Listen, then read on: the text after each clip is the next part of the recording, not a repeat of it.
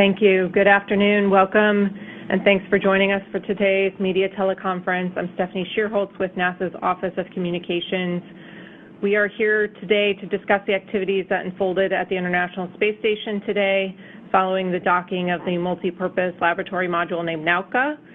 Here to talk with us today are Kathy Leaders, our Associate Administrator for NASA's Human Exploration and Operations Mission Directorate, Joel Montalbano, the Manager of NASA's International Space Station Program, and Steve Stitch, the Manager of NASA's Commercial Crew Program. I'll offer the opportunity for each of them to start with some opening remarks, and then following that, we'll take some questions. Go ahead, Kathy. So today was another day where we are learning how important it is to have an operational team that is prepared for every contingency.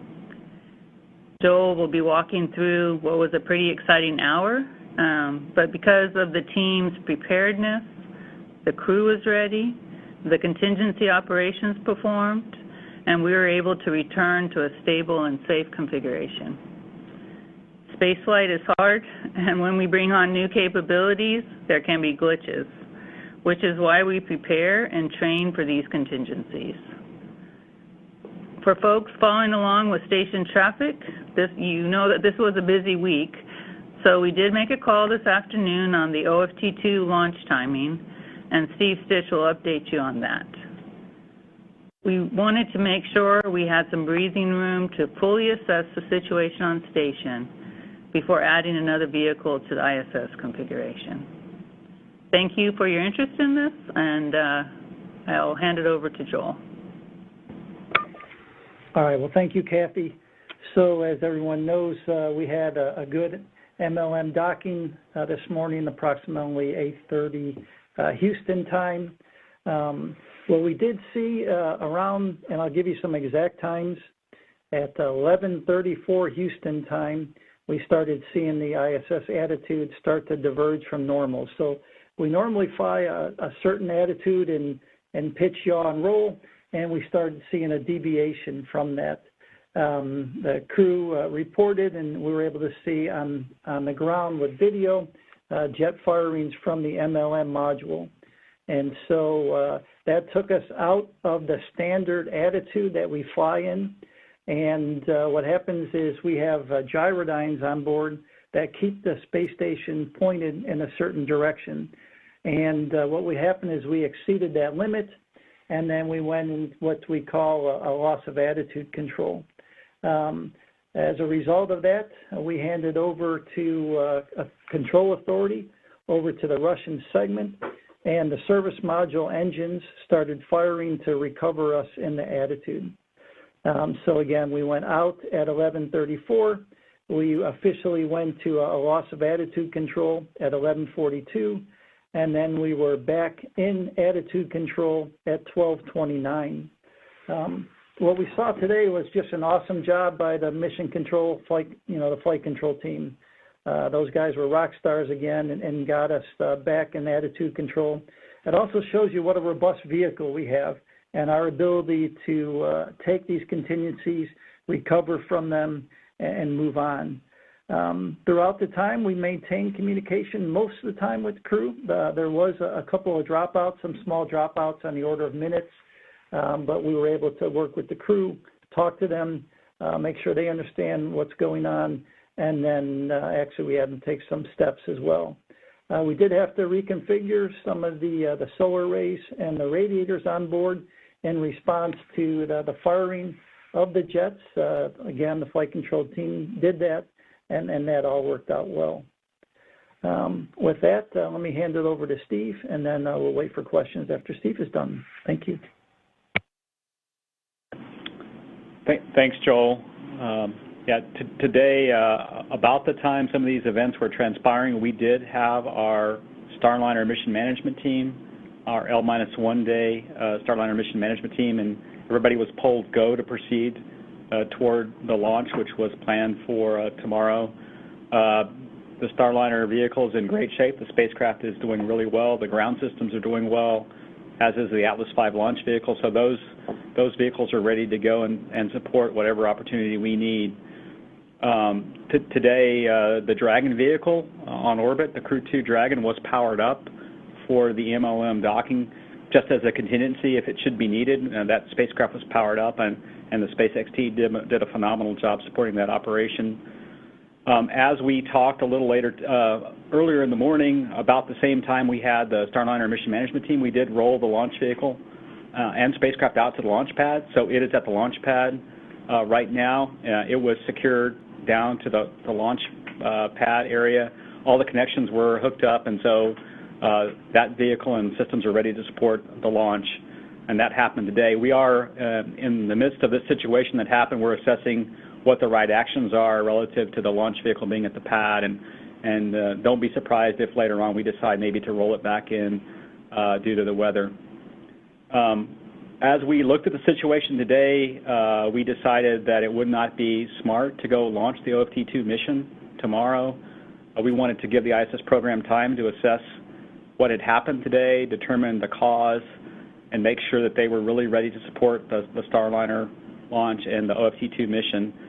So right now, the earliest opportunity would be Tuesday, August the 3rd, which would be a 1:20 Eastern launch. We would dock on Wednesday, August the 4th at about 3:06 p.m., and that would be the earliest opportunity, Tuesday, August the 3rd, with a one-day backup on Wednesday, August the 4th. And those opportunities, we had reserved those on the range already, so those are the opportunities we'll be shooting for.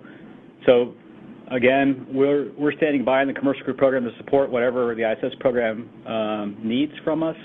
It's a strong partnership between commercial crew, ISS, Boeing, United Launch Alliance, and SpaceX, and we're ready to go support the ISS program. So thank you. Thank you all. We will get straight to questions. If you do have a question, please press *1 on your phone to get into the queue. Again, to ensure as many people as possible get the opportunity to ask their question, please ask only one question per person. And let us know to whom you are directing your question if it's not obvious, please. So with that, we'll go to the first question in the queue, which is from Andrea Leinfelder from the Houston Chronicle. Hi, thanks for taking the call. I was wondering if you could give a little bit of clarity on when the VESDA service module and when the Progress cargo vehicle were firing thrusters. Were they both used, or was the VESDA used inadvertently and then turned off to move to Progress? I just don't really understand the order there to get it back to the proper attitude. Thank you. Okay, good question, Andrea. So first we used the service module thrusters, or VESDA thrusters, and then for additional control authority, we switched over to the Progress. And so we have a number of configurations we have to be in, depending on what we're actually doing on space station. And so when you get in this case, first thing you do, and as you saw today, hand it over to the service module thrusters. And then as a team is doing the configurations, we were able to hand over to the Progress, and it gave us a little more control authority, and that's where we ended up, and that's what we recovered attitude. Okay, thank you. Our next question is from Bill Harwood of CBS News. Yeah, hi, thank you very much. And I'm not sure who this is for, so really anyone. At the evening DPC today, I think it was Oleg Novitsky mentioned, and according to the translator, he said, quote, vacuuming the lines tomorrow. I assume that's a depressurization procedure. And he implied the Russian crew would be on the USOS for that operation. Can someone explain what it is they're doing tomorrow, and is that somehow potentially dangerous? Thanks. All right, this is Joel. So the plan is once the module is in a good configuration, what we do is we go ahead and, from a safety standpoint, you configure the prop system for long term. And what that entails is to basically separate, make sure you have a pyro type separation that allows you to keep the fuel and the oxidizer system separate. And then they use, helium is used to purge the system, and we go ahead and vent that overboard. And so that is the plan. It's always been the plan. We're working with our Russian colleagues to make sure that there's been no changes to that plan as a result from today. As far as the configuration, Anytime you work with a propellant system, you always want to, you plan for everything to go nominally, but you also prepare, like the team was today, for anything that doesn't. So as a response to that, what we do is we go over the crew, hey, if there's any issues with any of the things, we want to make sure everybody knows where to go, and just kind of review of emergency procedures. So that's probably what you heard. I didn't hear those comments specifically, but I expect that's what you heard today from the crew.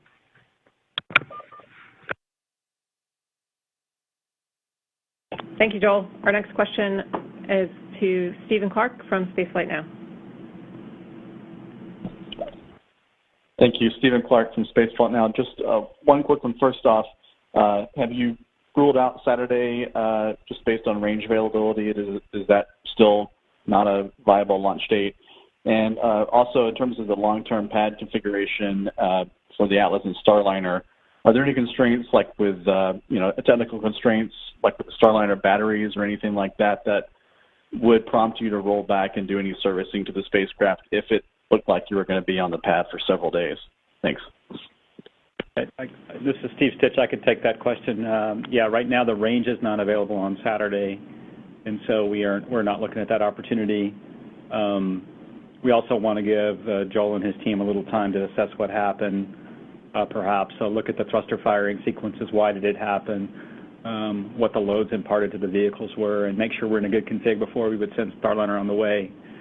Starliner and the Atlas are in a good configuration, and they can stay in the config they're in for quite a number of opportunities, and so there's really no constraints on Starliner, any of the systems, or on the Atlas.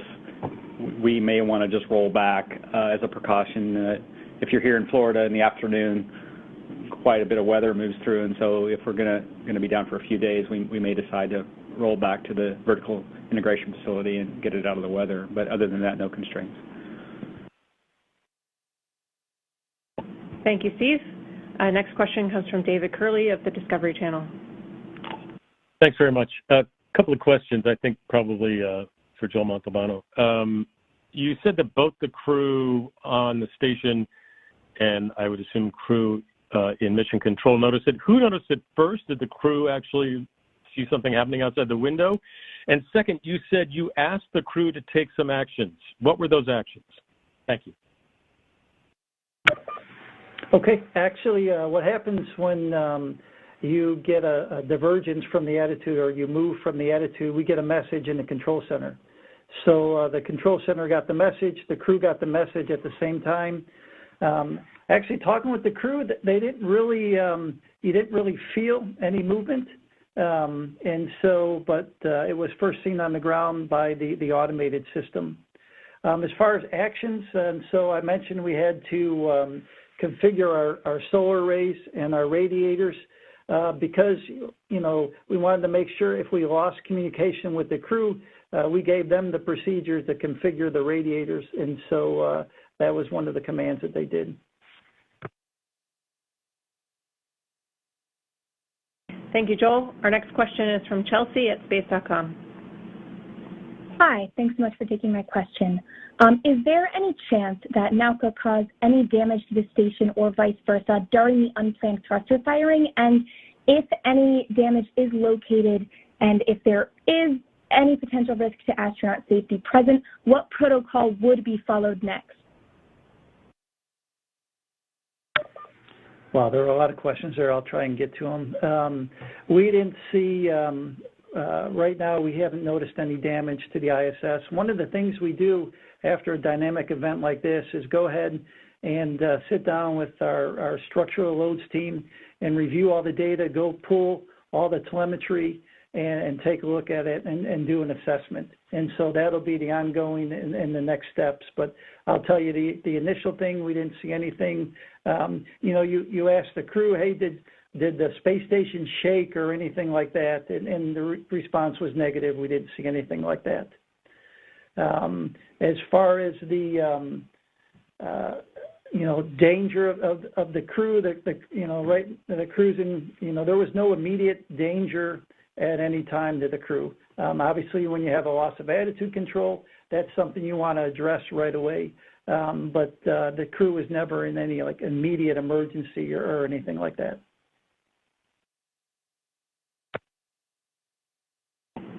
Thanks, Joel. Our next question is from Gina Sinceri of ABC News.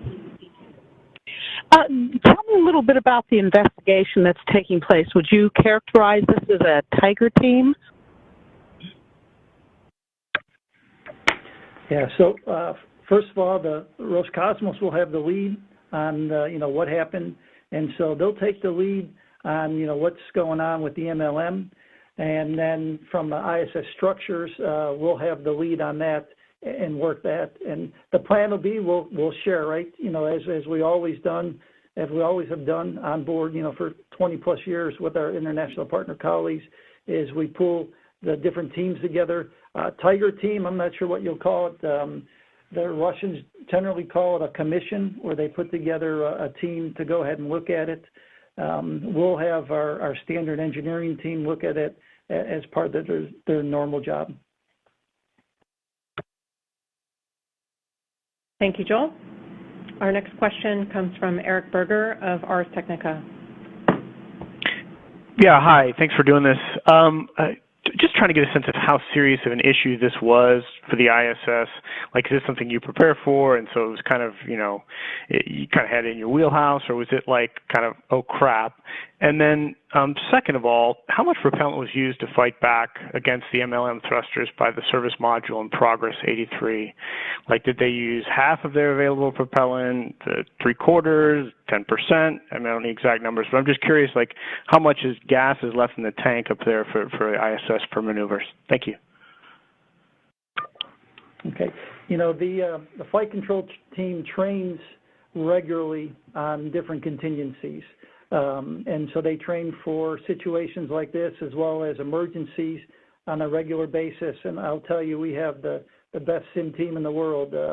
As a former flight director, whenever I was on console, I was always satisfied and felt always prepared. So, we look at contingencies all the time.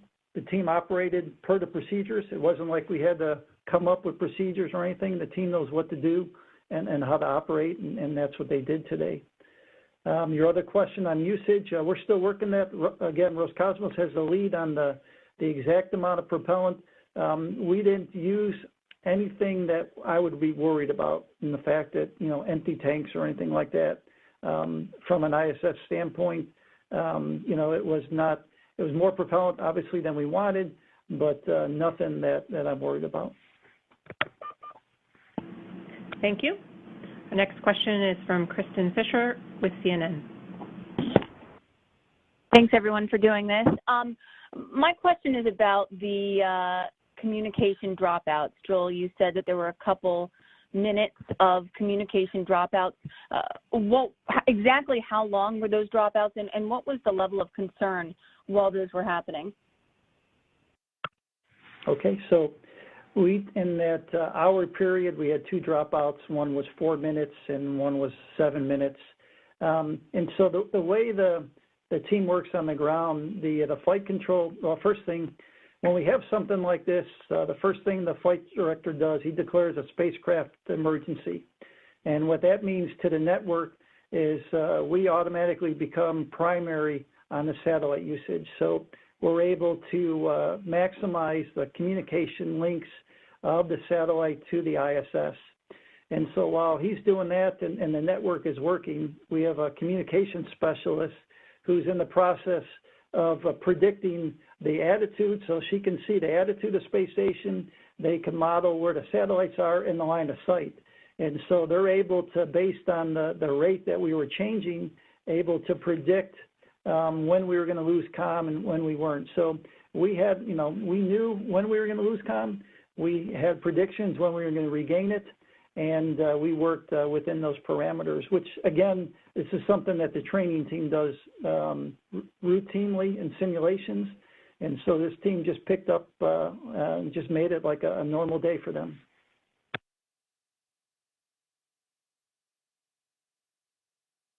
Thank you, Joel. The next question is from Chris Gebhardt of NASA Spaceflight.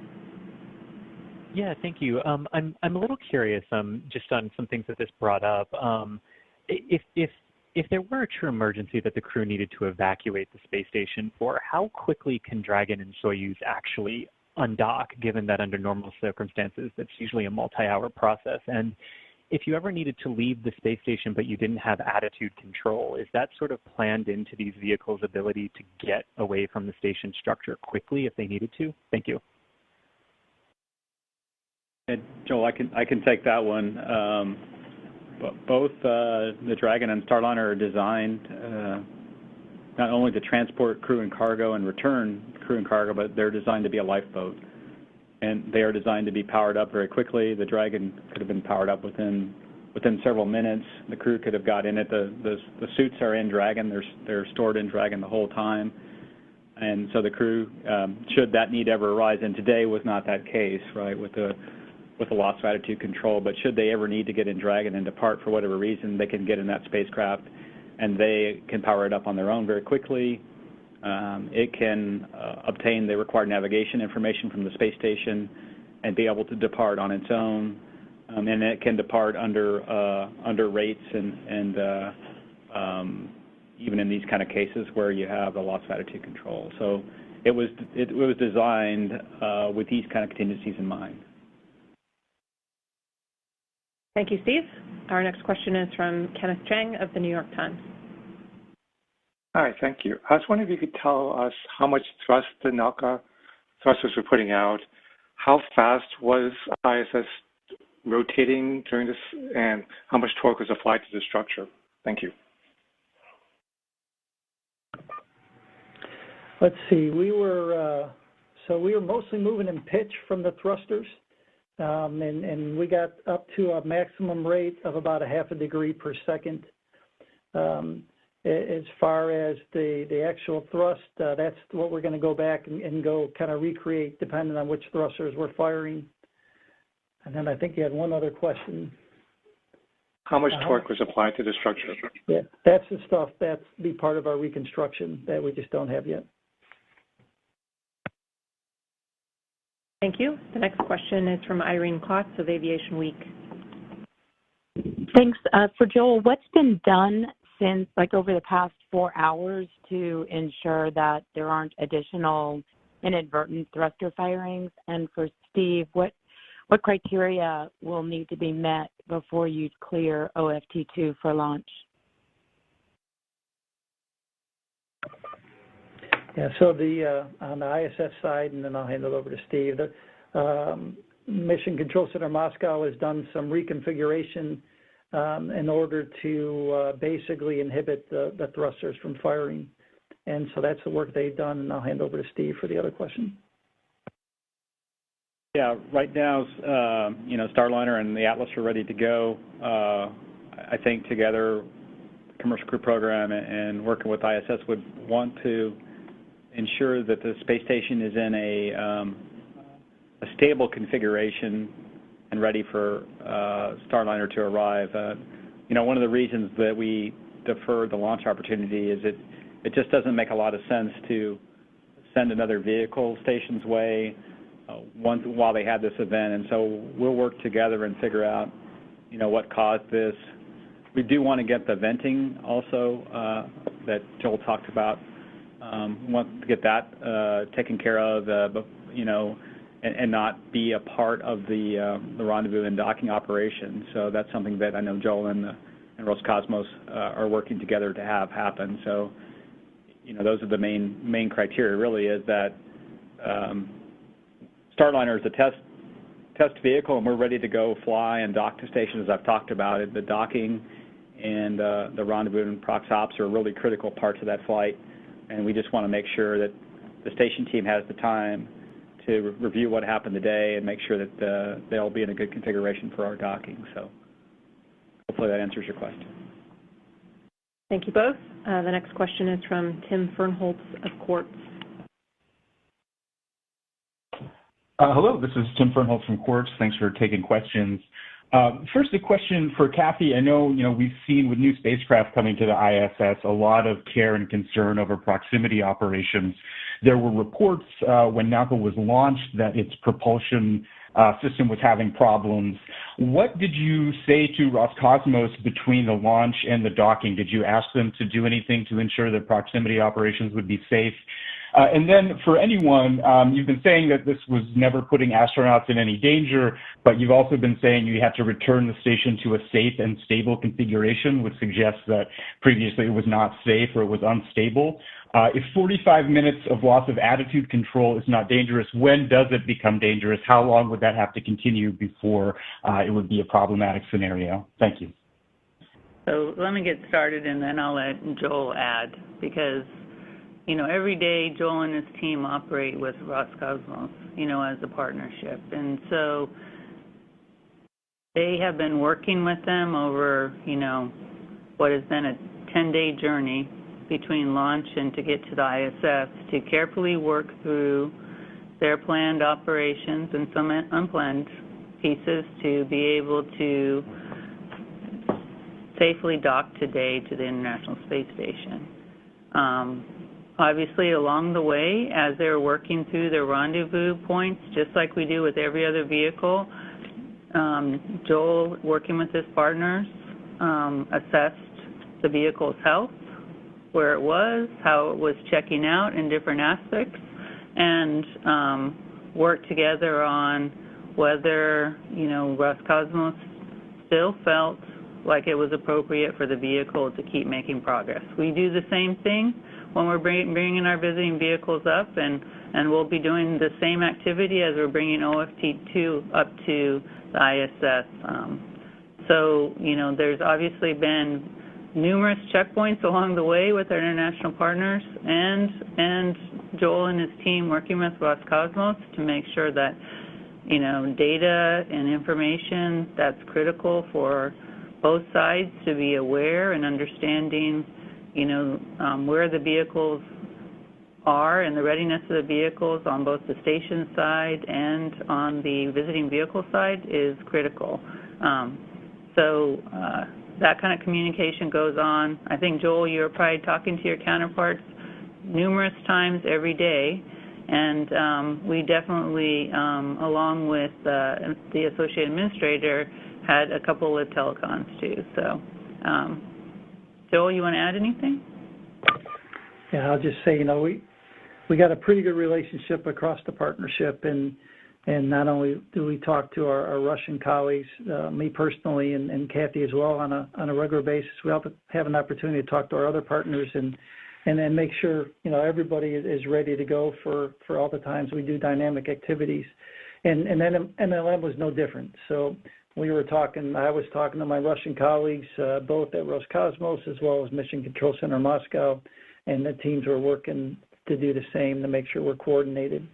Your question about when it's become dangerous for the crew, and I'll tell you, we have a number of contingency plans, and you saw today. First, Roscosmos activated, or Mission Control Center Moscow activated the service module thrusters, and then they moved to the progress thrusters for additional control authority. To me, and we have all sorts of contingency plans that we train. We train the flight control team. We train the crew on board. We train both standalone as well as integrated. And, to me, until you exhaust all your contingency plans, that's when you start to worry. And today we just weren't there. We saw pretty quickly that the station was converging. We were able to arrest the rate and start recovering. And so I'll tell you that the flight control team, while unexpected, they were seeing goodness come to us fairly quickly and were able to get us back to a stable attitude, like I said, within the hour. And Joel, could you just elaborate a little bit more on how frequently the space station is moved, its attitude adjusted? Sure. We're flying a special attitude for the MLM docking. It's not something, it's not uncommon. We'll do that for different vehicles coming and going. We do that for a lot of the Russian vehicles where you fly a more preferred attitude that sets you up for proximity operations whether it be for approach or departure. So it's not uncommon that we go into other attitudes. Obviously what was uncommon today is that we moved from that attitude and basically we're not able to hold that attitude until we took thruster jet firings to recover. Thank you. Our next question is from Emily Speck of WKMG. Hi, thanks for taking my question. What exactly happened right before the thrusters started firing? Was the hatch opened? Is the hatch open now? Like, what is the status of the module there? Thank you. The hatch was closed. At the time, Mission Control Center Moscow was working to do the post-docking reconfiguration. So there's a number of steps you have to do when you bring a visiting vehicle or, in this case, a new module to the space station. So at the time, they were doing the reconfiguration from there, but the hatch was closed. Thank you. Our next question is from Joey Roulette of The Verge. Hey, thanks. Questions for Joel. There were some reports of debris or some kind of material floating around the module shortly after it docked. Was there anything like that you guys saw? And then another question, if you said the ISS is in a stable attitude and you guys were able to get it under control, but is it in the same attitude that it was before the thrusters started firing, or is it in a totally different attitude now? Thanks. No, we returned to the attitude we were in for the MLM docking. And so, again, that was the attitude. It wasn't just any stable attitude. It was the attitude that we were flying for the MLM docking. And we'll stay in that attitude until later tonight. We'll go back to the nominal attitude that the station flies. The crew did report seeing some debris or some I think I heard they mentioned flakes or something. We believe that was from the jet firing. So that wasn't at docking. That was once we saw all the jet firings. I have not heard of any reports of debris post-docking. It wasn't until you started seeing the jet firings. And what they probably saw was, as you had numerous jet firings, kind of a cloud there, which is not unexpected. Thank you, Joel. Our next question is from Micah from the Wall Street Journal. Hi, Joel, this one's for you. Could you just explain a little more detail about what happens, when a facility like ISS loses attitude control? Like what are the sort of highest level risks there?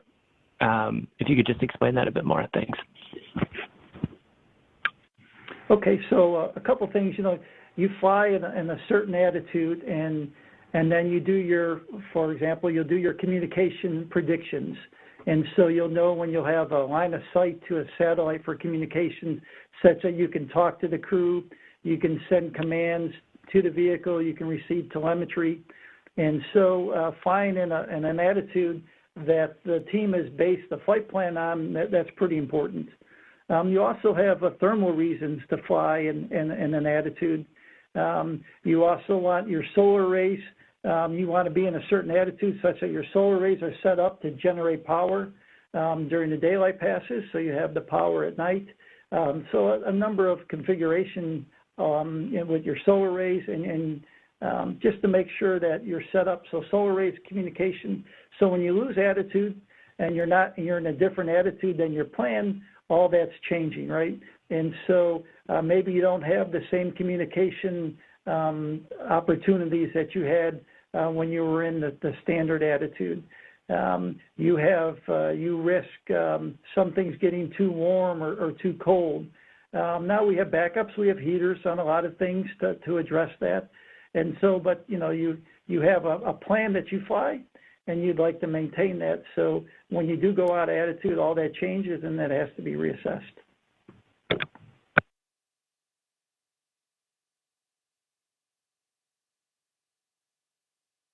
Thank you. The next question is from Michael Sheets of CNBC. Hi, all. I appreciate you taking this many questions. I wanted to key in on a prior issue that had been identified with the space station, which was those leaks in the Russian modules. I believe there was more than one, but you might be able to confirm just how many there are being monitored.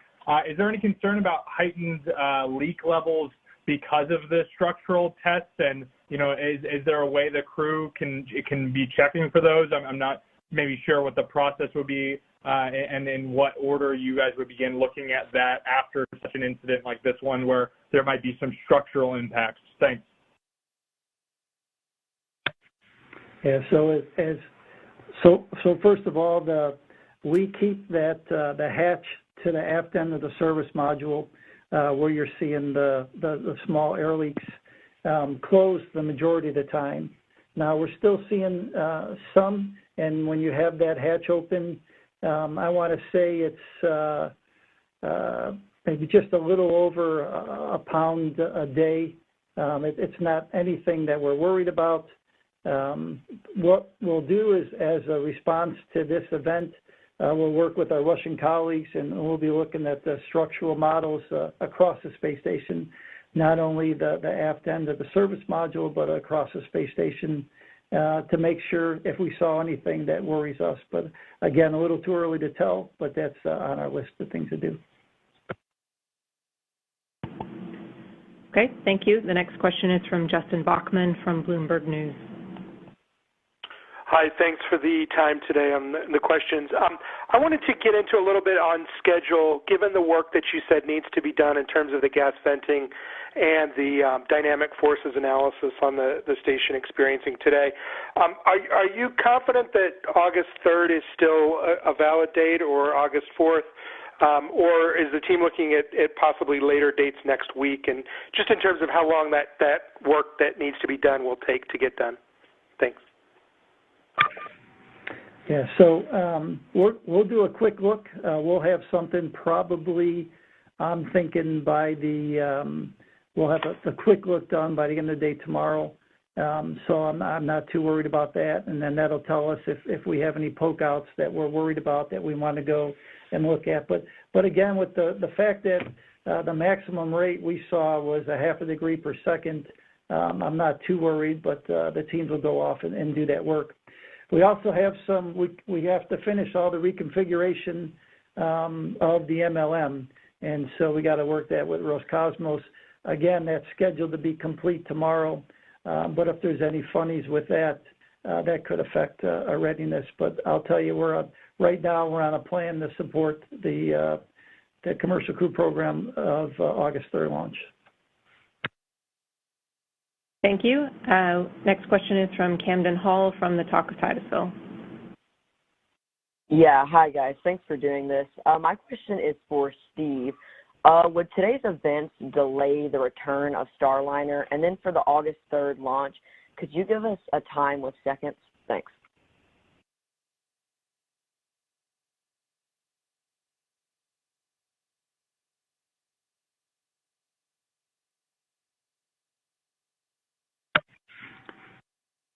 Steve, if you're talking, we can't hear you. Hold on. It's 1:20 and 10 seconds Eastern time.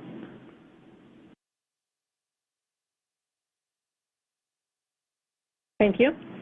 And we're running out of time, so we'll make this the final question from Ken Kramer from Space Up Close. Hey, thank you for doing this, and good luck with the investigation. I think my question is for Joel, please. Can you tell us anything about the direction of these thruster firings? And was there any possibility that the exhaust could impinge on the ISS, cause any damage? And is this also the first time that an unexpected thruster firing happened from a docked vehicle? Thanks. So we saw the majority of the attitude excursion was in pitch. At this time, I'm not worried about plume on the ISS. Looking at the video, it looked like the majority of the jet firings were at the aft end of the MLM. We've had a couple over the 20-plus years. I would say maybe two other times where you had inadvertent jet firings.